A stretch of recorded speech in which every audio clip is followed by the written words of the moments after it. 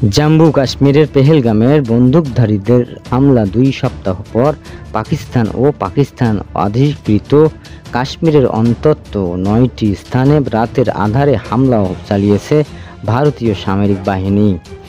দিল্লিতে এক সংবাদ সম্মেলনে পাকিস্তানের হামলার বিষয়ে বিস্তারিত তথ্য তুলে ধরেছেন ভারতের পররাষ্ট্র সচিব বিক্রম মিশ্র। তিনি জানান, মঙ্গলবার রাত 1টা 5 মিনিট থেকে 1:30টা পর্যন্ত পাকিস্তানি ভূখণ্ডে হামলা চালানো হয়েছে।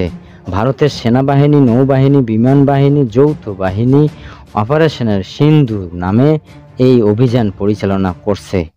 25 মিনিটে 9টি লক্ষ্যবস্তুতে 24টি ক্ষেপণাস্ত্র ছুড়েছে ভারতীয় বাহিনী।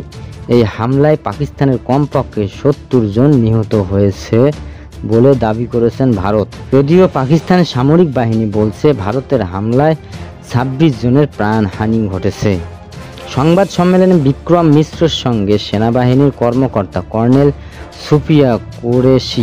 সুপিয়া কুরেশি ও বিমান বাহিনীর ইয়ং কমান্ডার ভামিকা সিংহ উপস্থিত ছিলেন। মিশ্র বলেছেন, জম্মু কাশ্মীরের পেহেলগামের গত 22শে এপ্রিল সন্ত্রাসী হামলার জবাবে পাকিস্তানে হামলা করা হয়েছে।